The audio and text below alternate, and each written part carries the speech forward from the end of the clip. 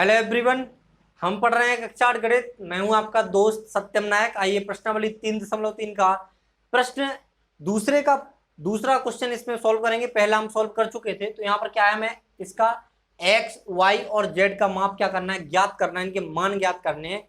आइए हम प्रश्न को हल करते हैं। अगर हम प्रश्न को हल करेंगे तो सबसे पहले हमें जो ज्ञात है उसको लिखेंगे। सबसे पहले हमें क्या ज्ञात है, ए। अगर हम इस कोण को कोई नाम दे दें या फिर केवल देखें कि इसके क्या ज्ञात है, 50 डिग्री ज्ञात है। ए किसका आसन्न कोण है, ए वाई का आसन्न कोण है। तो हमें पता है कि जो आसन्न कोण होते हैं समांतर चतुर्भुज में, वो क्या होते हैं, समपूरक होते हैं। अगर उनको जोड़ें तो क्या होता है, 180 के बराबर होता है। तो यहां पर हम लिखेंगे समांतर चतुर्भुज के आसन्न कोण कैसे होते हैं, समपूरक होते हैं।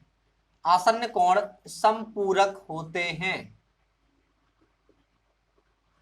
समांतर चतुर्भुज के जो आसन्न कोण होते हैं वो समपूरक होते हैं। अतः क्या करेंगे हम,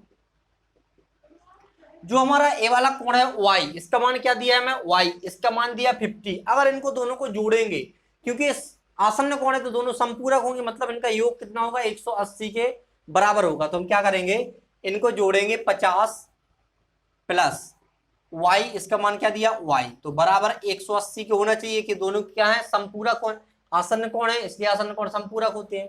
तो यहां पर हमें y बराबर क्या मिलेगा, 180 माइनस 50, तो y बराबर कितना मिलेगा, 130 डिग्री। y बराबर क्या मिला हमें, 130 डिग्री। अब हमें क्या पता चल गया, y क्या है हमारा, 130 डिग्री पता चल गया। अगर हम y के सामने जो मतलब सम्मुख कोण है वो क्या है, x, और हम ये भी जानते हैं कि समांतर चतुर्भुज के सम्मुख कोणों की माप क्या होती है, बराबर होती है। मतलब अगर y का जो मान होगा वही आपका x का मान होगा। ये नियम है, समांतर चतुर्भुज के गुणधर्म है। तो यहां पर हम लिखेंगे, पहला गुणधर्म हो गया था, इससे आधार पर हमारा y निकल आया था। अब निकाल लेंगे, बताएंगे हम कि समांतर चतुर्भुज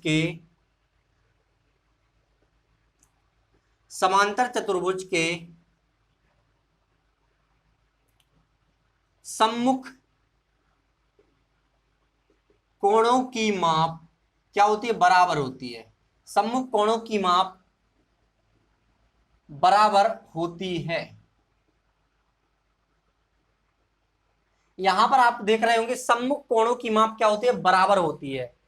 तो यहां पर हम क्या करेंगे, जो हमारा y होगा वो किसके बराबर होगा, x के बराबर होगा। तो यहां पर लिखेंगे हम, अतः जो ए वाला कोण है y, इसका मान क्या है y, इसका मान क्या है x, लेकिन दोनों क्या है, सम्मुख है। तो क्या होंगे, y बराबर x होगा। लेकिन आपको पता है y बराबर क्या है आपका, 130। तो x बराबर क्या निकलेगा, 130।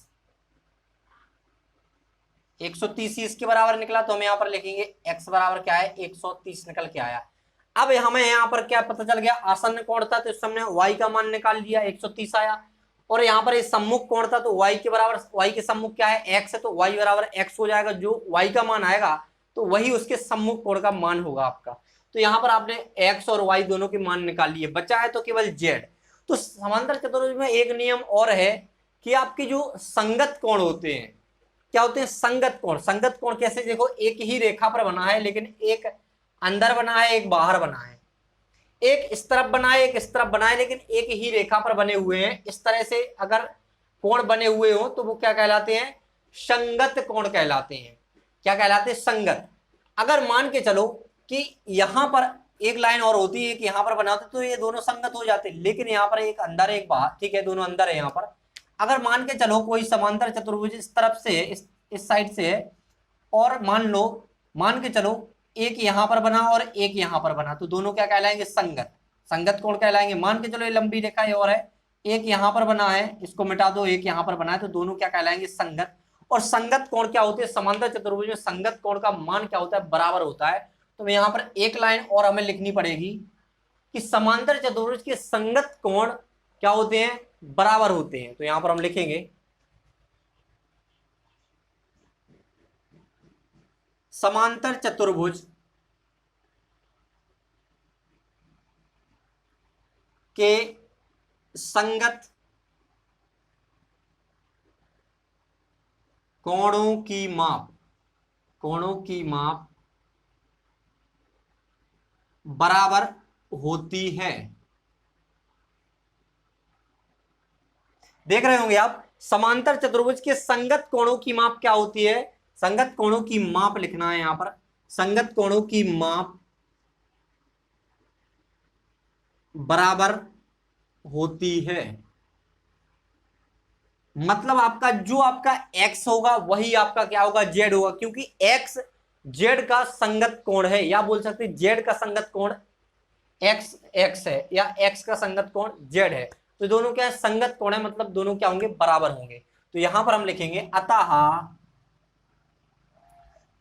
x बराबर z। यहां पर क्या निकल के आया था, 50 प्लस y, ये आसन्न कोण था, और दूसरा था हमारा सम्मुख कोण था, तो इनका बराबर होगा। और ये हमारा क्या है, संगत कोणों की माप बराबर थी, दोनों क्या है, संगत कोण। संगत क्या कोण क्या होती है, उनकी माप क्या होती है, बराबर होती है। तो यहां पर हम लिखेंगे x बराबर z, जो आपका x होगा वही आपका z होगा। अतः यहां पर क्या निकल के आया, यहाँ पर x बराबर आपका 130 है, तो z बराबर क्या निकल के आएगा आपका 130। इस तरह से आपने तीनों इसके मान निकाल लिए, मतलब x बराबर आपका क्या निकल के आया 130, y बराबर भी क्या निकल के आया आपका 130, और z बराबर भी आपका क्या निकल के आया 130। यही हमारा क्या है, फाइनली आंसर है। यहां पर भी z बराबर क्या है 130। तो इस तरह से आप इस प्रश्न को हल कर सकते हैं। तो आशा करते हैं आपको प्रश्न का हल समझ में आया होगा। इसी के साथ हम आपसे विदा लेते हैं, मिलते हैं अगली वीडियो में अगले प्रश्न के साथ। Thanks for watching.